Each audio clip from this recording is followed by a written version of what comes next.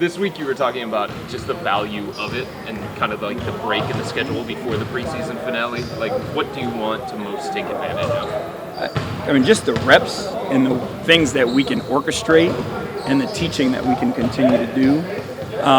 Controlling the amount of bumping, prioritizing, when we need it most. But there's just so much execution stuff that we've seen over the past 3 games. And then, new players in new places. How do you rep out and teach guys to play together and give them opportunity to do that? In your own head at this point, do you have your rotation set? I have an idea of a rotation. Obviously, Jarrett's situation makes things, a little foggy. But, you know what I mean? Like, we've got a basic idea of where we're going. This reevaluation this weekend, are you still hopeful for the regular season opener? Where do you stand on that? I leave that up to the people who make the decisions and who can read x-rays and MRIs, those things. I mean, I can read it, and I'll just make it say what I want it to. Where are you guys with Evan on three-point shooting? He's got a license to take them all. It's not something that we want to force him and say you have to take 3, 4, 5 a game. But he works his tail off at it. If he's got opportunities, he's got the freedom to take it. But what we don't want to do is just throw him in this box and make him feel pressured to just do that one thing. He's such a dynamic player and has the capability of making shots at all levels. So, we want him to be comfortable and attack-minded and what the defense gives him, and what he forces the defense into, just take those shots. Is that the only missing piece to his game, basically? I mean, yes.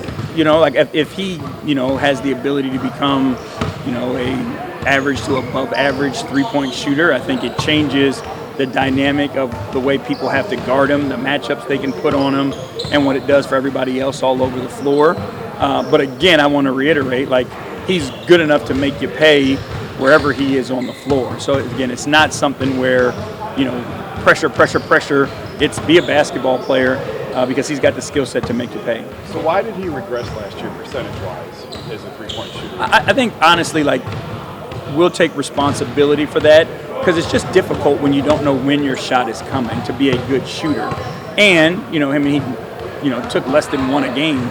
And it's hard to be a good shooter when you don't know, exactly when the shot is coming and then you only take 1 a game. So, we'll take responsibility for that. You mentioned adding 7 pounds this offseason, and one of the guys was saying, it doesn't seem like a lot, but it's 7 pounds in one offseason, then it could be 7 in the next, Where, if at all, have you seen, his added strength come into play, whether it's the preseason or training camp so far? It's been, in his face-up game, and the way that he's taken on, heavier, physical guys. He's got a confidence now when he's bringing the ball up the floor and, whether it be a Tristan or a Damian who's in front of him, he's confident enough to engage him and not always feel like he's got to do something to maneuver around him. So, that added weight also comes with added strength. And, you may know this, I don't know by your frame, but when you've got that strength, right, you feel more confident in hitting people. Oh, yeah. Yeah, I know you do. Yeah. That's how I live. Questions? Last year's loss in the playoffs, can you use that as a positive somehow? You hope to learn from all those things. So that's the positive that you take out of it. You grow from adversity. You grow from, things that are painful, and you don't want those things to happen again. So, that's the only positive that I could see from it. How do you feel like the big room has responded to Jarrett being out just his first couple of weeks? You don't replace Jarrett Allen and what he means to us with just a single individual guy. So everybody's kind of had to find their way. But Jarrett means so much to us. And we value him so much that it's not just, hey, plug and play. There's certain tweaks and things that we have to make, but guys are accepting the challenge. But obviously, Jarrett's a huge part of what we do, and we miss him. How much has the addition of David Jones upgraded the big man group? It just gives you, extra size. It gives you that vertical spacing. He's got nice touch and he's a good passer. So, again, you don't fall off, completely, because he does have a similar skill set to Jarrett, and he protects the rim and protects the paint, and his teammates are gaining that trust with him.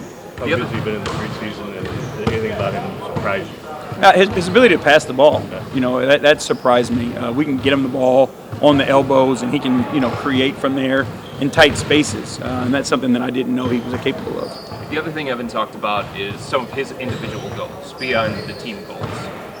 And one of the things that he said was all-star this year. What needs to happen from your perspective for Evan to reach that goal and be an all-star this year? I think people need to respect what he does at a higher level. Evan's not always just going to be impactful because statistics say that he's impactful.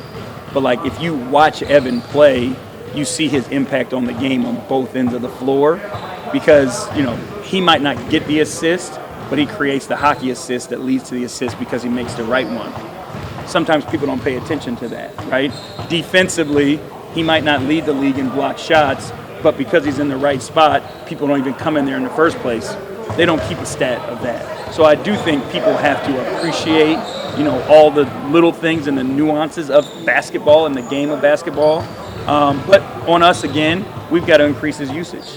We've got to put the ball in his hands, and we've got to allow him, because he's not going to be a selfish player. We put the ball in his hands, he's going to make the right play 9 times out of 10 for the team. So it's our responsibility, it's his teammates' responsibility to help increase his usage. Can you do that with 2 ball down on guards? Play through him more?